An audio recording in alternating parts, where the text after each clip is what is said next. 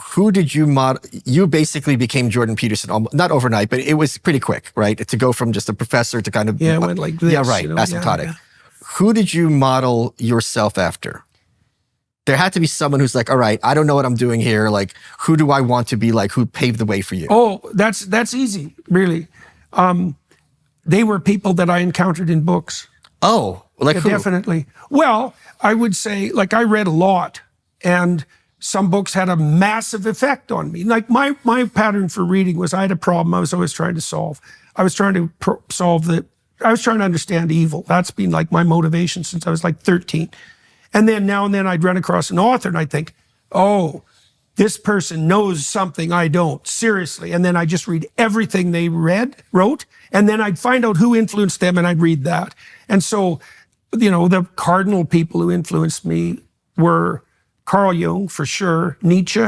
Okay. Carl Rogers was a pretty big influence. There was some biological psychologists, Jeffrey Gray. I learned a lot about the brain from Jeffrey Gray. But none of these people were public intellectuals like you are. No. What I meant is, so is there anyone you model yourself after in that regard? No, I wouldn't say so. Like, that's interesting. Okay. The reason it worked for me likely is because I had a unique lecturing style. Yeah, but lots of people have unique lecturing styles, and even if you... Yeah, but they usually use notes. Okay. See, I trained myself pretty much from the beginning of my career to speak without notes. And then when that made my classes were very popular. The combination of speaking out without notes and then dealing with this like major existential issue made my classes very popular.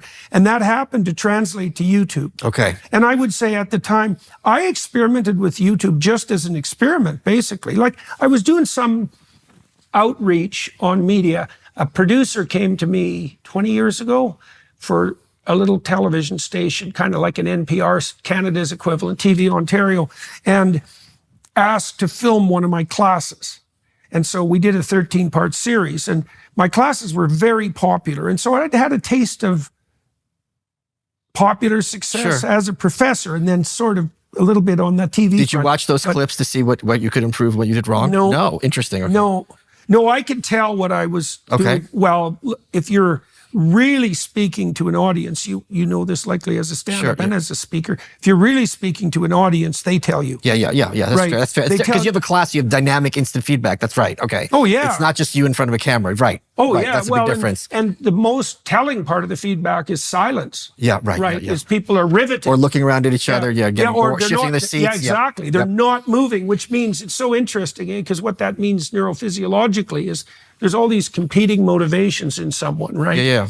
And what happens if you decide to do something, the thing you're doing wins a Darwinian competition over all the other things you could be doing and suppresses them and inhibits them. And the more powerful the central motivational state, the more complete the inhibition. And so what I'm trying to appeal to people in a lecture is, like, the lecture is a journey. It's a quest. I'm answering a question. It's a quest. So I'm taking people on a quest, and if the quest is successful, they're dead silent, right? They're tangled right into the discussion. And there isn't anything more fun than that.